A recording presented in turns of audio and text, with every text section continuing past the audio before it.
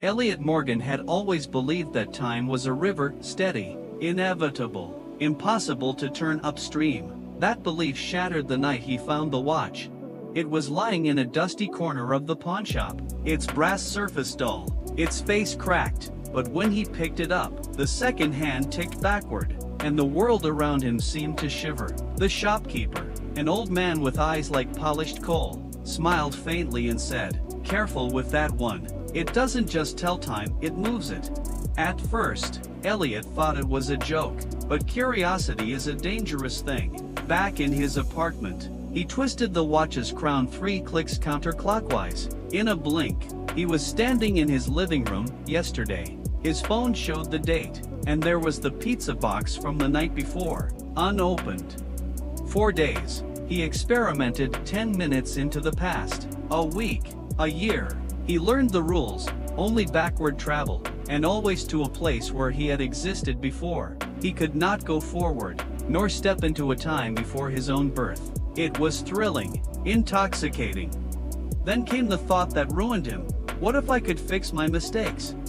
His sister Claire had died 3 years earlier in a hit and run. The driver was never caught. Elliot wound the watch until the air felt like it was tightening around him and landed on that day. He stood on the sidewalk across from Claire's apartment, heart pounding. He saw her emerge, cheerful, unaware of her fate. He ran into the street, grabbing her arm. A car screeched to a halt inches away, not the same car that had killed her, but close enough to make her gasp. "Elliot, what are you doing?" she demanded. You need to stay home today," he said, trembling. She frowned but humored him. That evening, she was alive. Elliot returned to his own time, triumphant until he saw the news. The accident had still happened. Only this time the victim was a young boy crossing the street. The driver remained at large. It hit him like a blow. Time corrected itself.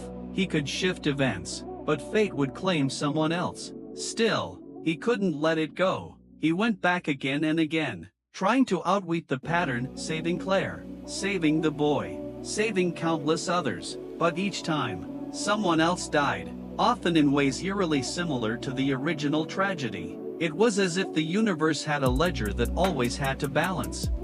On his 20th attempt, something strange happened. He returned to his present and found the world subtly wrong. Landmarks he knew were gone, replaced by unfamiliar buildings. Strangers greeted him by name.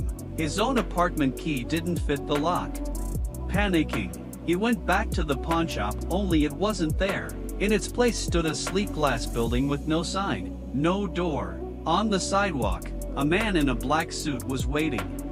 "Mr. Morgan," the man said, his voice cold and precise, "you've been tampering with regulated timelines. That is unacceptable." "Who are you?" Elliot asked, clutching the watch. "Let's just say we keep the river flowing in the right direction." The man stepped forward. "And you've been swimming upstream for far too long."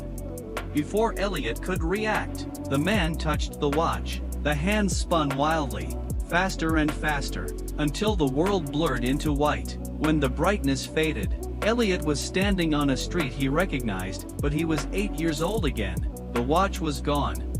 He ran home, heart racing, but when his mother opened the door, her eyes passed over him without recognition.